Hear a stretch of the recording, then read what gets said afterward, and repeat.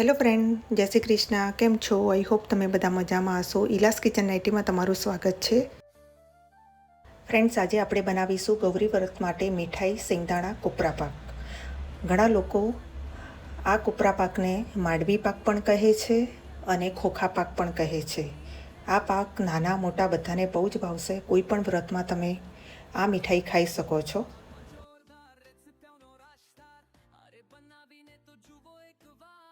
આ મીઠાઈ મોંમાં મૂકતા જ ઓગળી જશે. તો ચલો ફટાફટ આપણે વાર ના કરતા બનાવી લઈએ.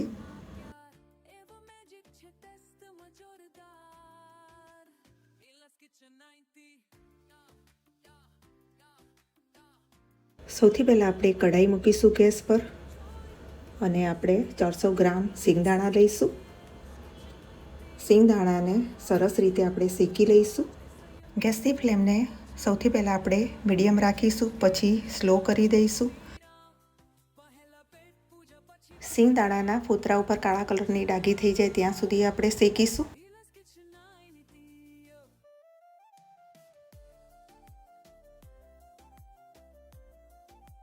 ફ્રેન્ડ્સ, તમે જોઈ શકો છો આપણા સિંગદાણા સરસ રીતે શેકાઈ ગયા છે. હવે આપણે ગેસની ફ્લેમ બંધ કરી દઈશું. એક પ્લેટની અંદર આપણે સિંગદાણા કાઢી લઈશું.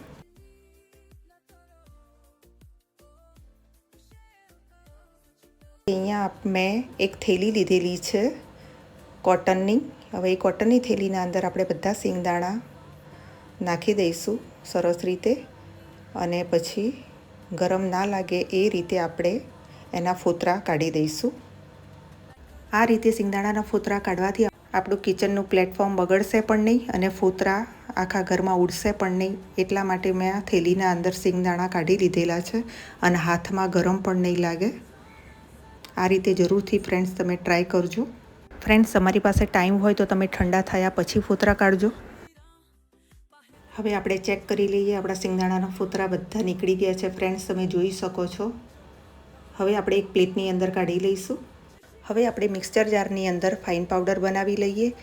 તમે જો કરકરું રાખવા માગતા હોય તો ચાલુ બંધ કરીને તમે આનો પાવડર પણ બનાવી શકો છો. કરકરો પ્લસ મોડમાં કરશો એટલે પાવડર બની જશે. હું ઉંમરવાળા બા માટે બનાવું છું, એટલા માટે મેં એકદમ પેસ્ટ બનાવી લીધી છે. તમારે જો આ રીતની પેસ્ટ બનાવવી હોય તો દાંત વગરના લોકો પણ ખાઈ શકે. હવે આપણે ચાસણી બનાવી લઈએ. ચાસણી બનાવવા માટે 300 ગ્રામ ખાંડ લઈશું. ખાંડ ડૂબે એટલું આપણે પાણી એડ કરીશું. વધારે એડ નથી કરવાનું. ખાંડ ડૂબે એટલું જ એડ કરવાનું છે પાણીને. સરસ રીતે આપણે બધું મિક્સ કરી લઈએ. એક તારની ચાસણી બનાવી લઈશું આપણે. ગેસની ફ્લેમને આપણે મીડિયમ રાખીશું. ફ્રેન્ડ્સ, તમે જો મારી ચેનલ ઉપર નવા હોય તો લાઇક, શેર એન્ડ સબસ્ક્રાઈબ કરજો અને કોમેન્ટમાં લખજો તમે કઈ સિટીમાંથી મારો વિડીયો જોઈ રહ્યા છો. બેલ આઇકન બટન ઓન કરજો જેથી કરીને મારા નવા વિડીયોની નોટિફિકેશન તમને મળતી રહે. ફ્રેન્ડ્સ, હવે આપણે ચેક કરી લઈએ એક તાર બન્યો છે કે નથી બન્યો. ના, હજી થોડી વાર આપણે પકવીશું. ઇલાયચી પાવડર આપણે એડ કરીશું. ઓલમોસ્ટ આપણી ચાસણી બની જ ગઈ છે. ફરી એકવાર આપણે ચેક કરી લઈએ. ઇલાયચી પાવડર સરસ રીતે મિક્સ કરી લઈશું અને તમે જોઈ શકો છો ફ્રેન્ડ્સ, આપણી એક તારની ચાસણી બની ગઈ છે. હવે આપણે ગેસની ફ્લેમ બંધ કરી દઈશું. ગેસની ફ્લેમ બંધ કર્યા પછી હવે આપણે સિંગદાણાનો ભૂકો એડ કરીશું. અહીંયા મેં 50 ગ્રામ સૂકું નારિયેળ લીધેલું છે. સૂકા નારિયેળની છીણ સરસ રીતે બંને વસ્તુ આપણે મિક્સ કરી લઈશું.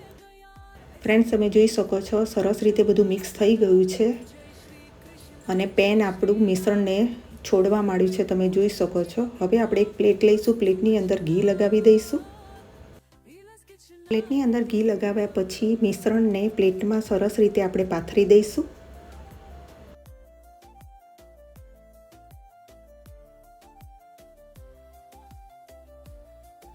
હવે એક વાટકીની પાછળ આપણે ઘી લગાવી દઈશું અને સરસ રીતે એક સરખા મિશ્રણને ફેલાવી દઈએ અને 15 મિનિટ સુધી આપણે રેસ્ટ આપીશું. 15 મિનિટ પછી આપણે જોઈ લઈએ આપણી સરસ રીતે સિંગદાણા કોપરા પાક સેટ થઈ ગયો છે અને મનપસંદ આપણે કાપા પાડી લઈશું.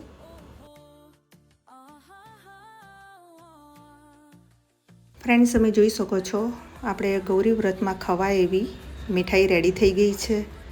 વાવ, કેટલી સરસ લાગે છે. મોંમાં મૂકતા જ ઓગળી જાય એવી મીઠાઈ આપણી રેડી થઈ ગઈ છે. ફ્રેન્ડ્સ, તમે જરૂરથી આ રીતે એક વખતે ટ્રાય કરજો, બનાવજો અને તમારા ફેમિલી સાથે શેર કરજો. હું તમને તોડીને પણ બતાવું.